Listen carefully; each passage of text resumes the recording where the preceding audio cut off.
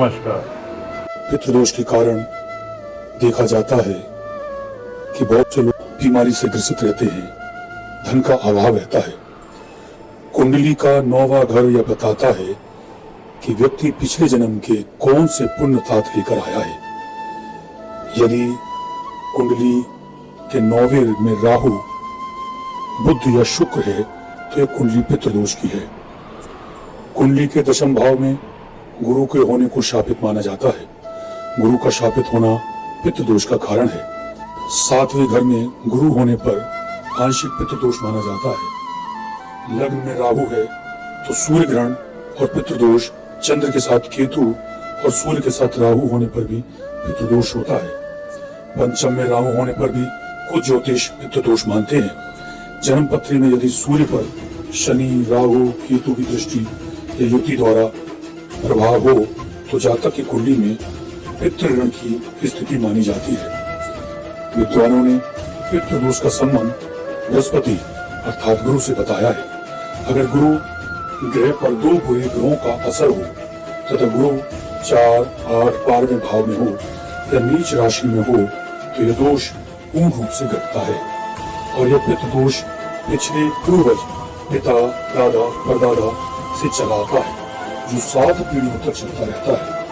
घर का उत्तर और ईशान कोण सही नहीं है तो देवदोष और पितृदोष का कारण बनेगा।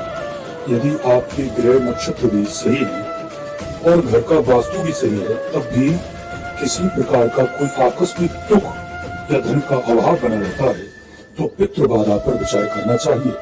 हो सकता है कि आपके कर्म खराब हो, सभी कुछ ठीक होने के बाद भी परेशानी है तो यह माना जाता है कि आपके पूर्वजों के कर्म का आप भुगतान कर रहे हैं। आपके किसी पूर्वज या कुल के किसी सदस्य का रोग आपको लगा है तो यह भी पितृदोष माना जाता है। पितृबाधा का मतलब यह होता है कि आपके पूर्वज आपसे कुछ अपेक्षा रखते हैं, उनकी मुक्ति नहीं हो पाई है। कोई अदृश्य शक्ति आपको परेशान करती है तो पितृदोष माना जाता है। जब कोई जातक अपने जातक पूर्व जन्म में धर्म विरोधी कार्य करता है तो वह इस जन्म में भी अपनी इस आदत को दोहराता है। ऐसे में उस पर दोष स्वतः ही निर्मित हो जाता है। धर्म विरोधी का अर्थ है कि आप भारत के प्राचीन धर्म हिंदू धर्म के प्रति जिम्मेदार नहीं हो।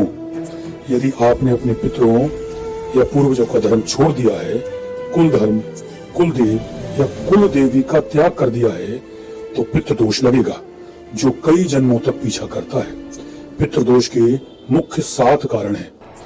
नंबर 1, घर के पितरों या बड़ों ने पारिवारिक पुजारी या धर्म को बदल दिया हो। नंबर 2, घर के पास में किसी मंदिर में तोड़फोड़ हुई होगी या कोई पीपल या पेड़ काटा गया होगा। नंबर 3, पिछले जन्म में आपने कोई पाप किया हो, अपने माता पिता को सताया हो। नंबर 4, आपके पूर्वजों ने कोई पाप किया होगा जिसका परिणाम आपको भुगतना पड़ रहा है। नंबर 5, आप किसी पाप कर्म में संलग्न हैं जिसके चलते आपके पूर्वज आपसे रुष्ट चल रहे हैं। नंबर 6, कुछ लोग हमेशा अपने माता पिता या अपनी संतानों को कोसते सताते रहते हैं। नंबर 7, आपने गाय, कुत्ते और किसी निर्दोष जानवर को सताया होगा। पितृदोष पूर्वजों के नकारात्मक कर्मों या माता पिता के प्रति किए गए गलत कर्मों से लगता है। यह वंशजों के जीवन में परेशानियां और बाधाएं लाता है। पितृदोष लाने की मुख्य वजह यह भी है।